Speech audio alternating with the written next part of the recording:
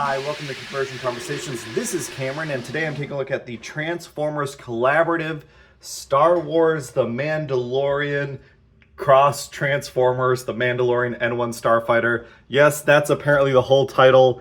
It's insane. I don't know why. I assume that Star Wars has some unique branding rules, but that's why we got a title the way we did. This is another Transformers Collaborative crossovers figure. We've got a Star Wars-y box. I'll say out of the collaborative boxes we've gotten so far, this is probably the least interesting to me. It seems the most standard. But the fighter itself is a pretty unique design. I think the Naboo Starfighter, for those that watch the prequels movies, has always been iconic. I mean, it's so sleek, so bright, so shiny. For me, my introduction to this, I haven't actually seen it on The Mandalorian. I assume this is like he can deploy the Naboo Starfighter from the Razor Crest or whatever. I've only seen the first season. But what I like about it, and my nostalgia for the Starfighter, is actually from the Rogue Squadron Nintendo 64 game. That was the game where they first revealed the Naboo Starfighter was in the game, and you could put in a cheat code to play it, and that was before the movie actually came out. So you got to see this really cool ship. It was essentially like a TIE Interceptor reskin, but then figure out what it was about in the movie. And then you watch the movie and you realize, oh, it kind of sucks. But this is obviously like, it takes place like, I don't know, 30 years after episode 1. So it's been a refurbished Naboo Starfighter. I like it. Has that like Star Wars grittiness. There's a lot of good paint detail, a lot of exposed pieces. I like the exposed pieces of the engines. Comes with all sorts of blast effects. You get a teeny tiny one for his gun, which we'll see. You get some unique blast effects for his, I don't even know what you call, like it's not a jet engine. So that's not really engine exhaust, but maybe the thruster, like you've got some unique thruster components. You've got one that can hang off the back end, even though this, really, I don't think like nothing comes out of it. You've got some up front for the guns. And it's just a really cool design. I'd say the maybe disappointing thing is this is a $55 toy, and this feels like a small Voyager rather than like a leader, but we got to recognize that with these branded crossover toys, we are paying a premium, especially for those licensing rights. And it is just a really neat design. It comes with this stand, which is able to come apart in pieces. So we get, the Mandalorian symbol there on the stand, as well as this piece can come apart. And actually, when it's apart, this piece can articulate, which is nice. It's got a little hinge. There is room. If you have a little baby Yoda, you can stick him in the back here. I do not have a baby Yoda, but there's a 5mm port right there. We've got some more 5mm ports on the sides. I thought maybe we could stick a blast effect on this end, but it doesn't really fit in there.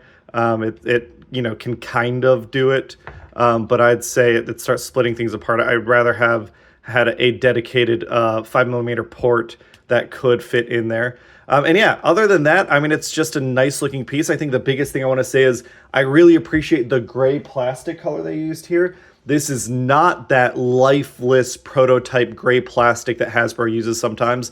This has enough depth of color and gloss that it doesn't make all these details kind of blend together, which I really, really appreciate. It is a parts former. We're going to pull off the tail. This folds up, and this piece comes down like so. And then this piece comes off like so. And actually, so if you have your baby Yoda, this just turns into like a little floating carrier for, what do you call it? Like a little space cradle for Yoda. And then this is essentially the part of the figure that actually turns into a robot. To start, we're going to come in and we're going to disengage. There is a little slot and tab here that we come in, and we're going to lift to separate that section out on both sides, like so. With that done, we can flip these around, and then we can come in and we can separate on the front end, open those up. We can flip out our Mandalorian head. We can take this section, now that it's all unattached, flip it to the back. Same thing on this side, flip this to the back. We can close this back up, kind of forms a little backpack. With these armatures now free and available, they can come up on either side, engage them on either side. We can lift up the front of the cockpit, and we're going to fold in those sections. Before we fold it in fully, we want to come in and we're going to lift a little lip piece here that has a tab on it, which will be important in a second. We can compress that back in place, flip this around, and then the platform for his neck actually engages with that tab, which makes for, if you can get it right, it does make for a nice, secure chest piece, which I do appreciate a lot. On the arms, we can come in, fold out these sections here and here, like so. And we got our, you know what, this would be kind of a cool Beast Wars figure. Who was that guy? Oh gosh, I can't remember his name anymore, but one of the Vehicon generals. But then we can come in and we can split the legs, and we want to rotate out these brown sections, which will be there the engine, they'll become the feet.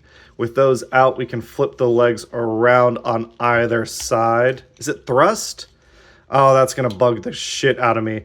Collapsing this section in, rotating that heel piece, and folding it down. Same thing on this side. Fold that in, come down, rotate it, and fold it down. And then we can flip his hips around to give him his little utility belt, and flip his legs around. And here is the Mandalorian in his robot mode. And here's going to be my first complaint, and this is not a design complaint, more of a conceptual one. All the other crossover figures turn into like new Autobots and Decepticons. This, Star Wars being Star Wars, they want all their named dudes, so this just turns into the Mandalorian. And it's the same thing they did with the original Star Wars toys, and I think that's dumb.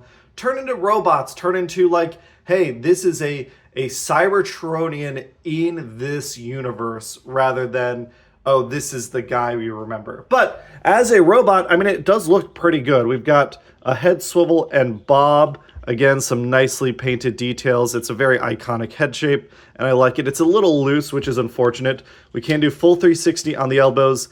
I do appreciate, even though we have these long pylons coming off the shoulders, they don't super interfere with articulation. We do have a bicep swivel. We have, you know, just a 90-degree elbow bend, which is unfortunate. We do have wrist swivel. We do have waist swivel. The waist is loose, unfortunately. I do wish that was tighter, and the way it's constructed, I'm not sure how. Like, I think you have to disassemble it to tighten it up. We do have a nice deep Van Damme. If you notice, this side doesn't go as far. That's because we have a holstered gun here, which is kind of neat. I do like that detail a lot. We can kick up so high. We can kick back even further. We do have thigh swivel here. We have a nice deep knee bend. We do have ankle tilts. So a very posable figure. It's just some of that posability is limited by how loose it is.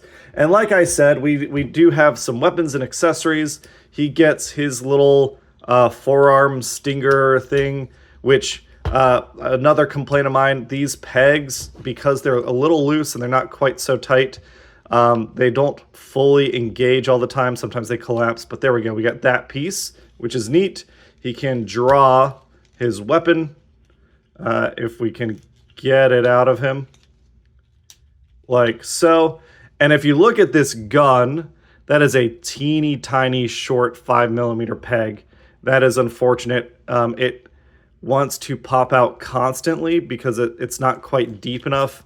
Like it's barely engaged into his hand. I don't know why they couldn't give it another, you know, double the length of that 5mm peg. It would have helped its effectiveness tremendously.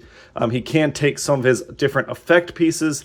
If we flip these out, he's got a square port here that can engage in this piece here to give him like this cape, which I do think looks kind of cool. Like so, kind of, there you go. Give him one of those.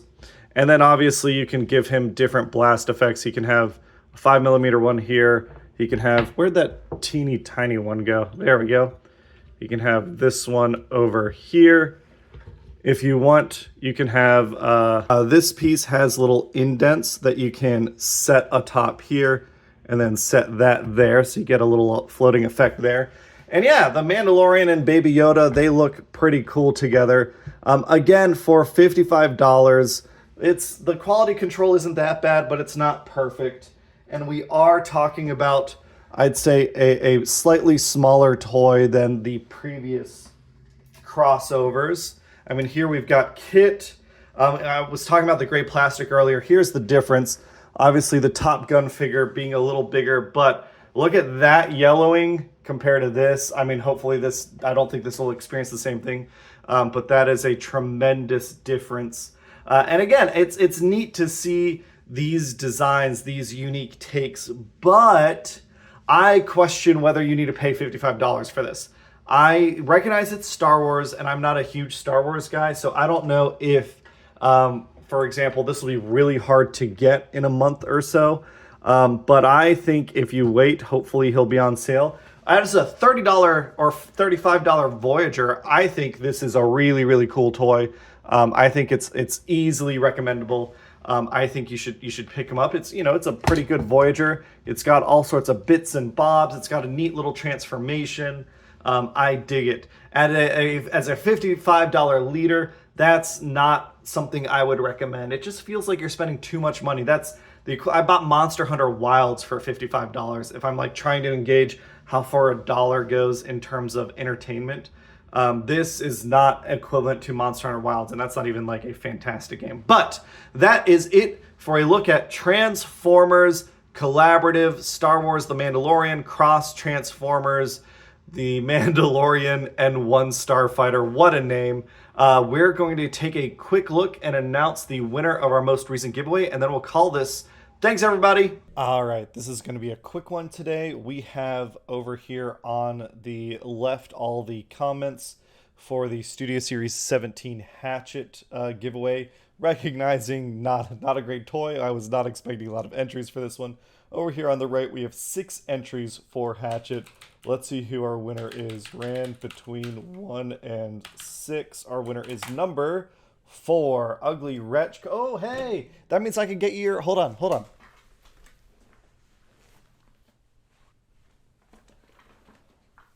I kept it. I've got your axe right here from... I genuinely, I don't even... This was like Studio Series Rise of the Beasts, Optimus Prime or something. So this will be included with Hatchet. Congratulations, Ugly Wretch. And with that, we're going to call this a video. Just a quick reminder, we are raising money, and I recognize that like that's pointed down. We are raising money for the Trevor Project throughout the rest of the month of March. We're already past the halfway point on our goal. We're ahead of schedule to get to $1,000 by March 31st. We have a bunch of awesome Transformers. And if we hit our $1,000 goal by March 30th, a day early, Transformers DZEF is going to be added to that prize pool. So hopefully you're able to donate. All you have to do to enter to win is donate $1, but every dollar you do donate is going to be another entry to win some awesome Transformers prizes. All right, thanks everybody. Bye.